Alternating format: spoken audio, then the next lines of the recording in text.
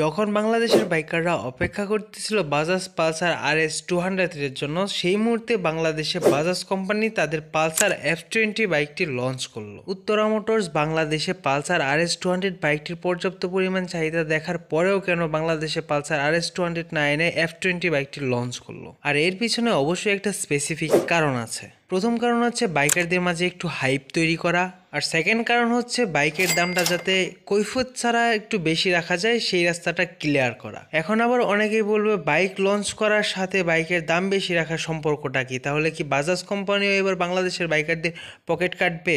যে ব্যাপারটা এরকমই। বাংলাদেশে হায়ার সিসি বাইক আনার ক্ষেত্রে বাজাজ এবং উত্তরা মোটরস যাই বলেন তাদের অবদান অনেক, এবং বাংলাদেশে সর্বপ্রথম হায়ার সিসি বাইক লঞ্চ করে হচ্ছে বাজাজ বাংলাদেশে হায়ার সিসি বাইকের যাত্রা শুরু করে N250 দিয়ে, এবং সেই মুহূর্তে এই বাইকটার প্রাইস নির্ধারণ করা হয়েছিল 3,40,000 টাকা, যেটা বর্তমানে 3,40,000 টাকাতেই আছে।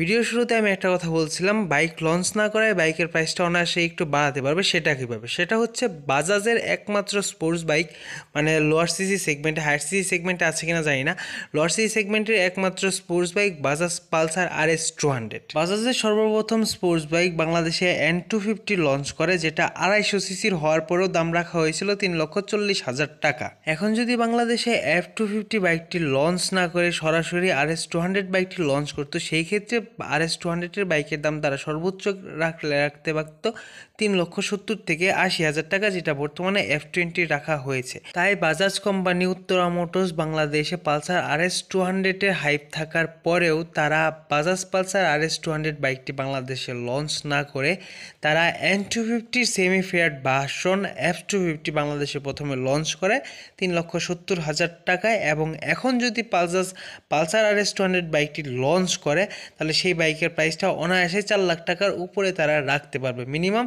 4,20,000 থেকে 4,50,000 টাকার ভিতরে তারা রাখতে পারবে।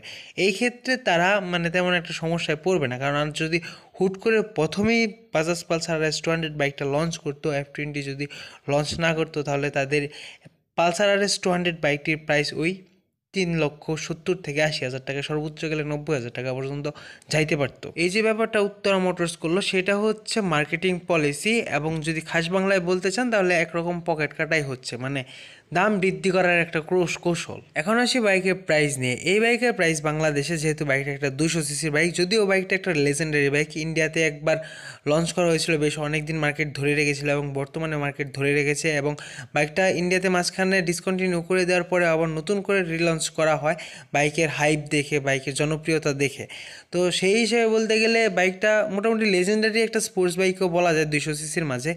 এখন যদি এই বাইকের প্রাইস আমার মধ্যে সর্বোচ্চ 4,10,20 এর উপরে গেলে বাইকটা নিয়ে লস হয়ে যাবে বাংলাদেশের প্রেক্ষাপট অনুযায়ী। যদি এই বাইকটা আমি মনে করি 3,90,000 থেকে 4 লাখের মাঝে পাওয়া যায়, তাহলে সর্বোচ্চ একটা বেস্ট ডিল হতে পারে। তো মূলত এই ছিল আজকের ভিডিওটা ভালো লাগলে একটা লাইক করতে পারেন এবং কমেন্টে আপনার মতামত জানাতে পারেন।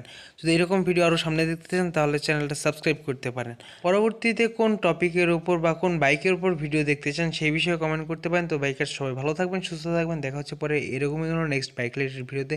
ধন্যবাদ।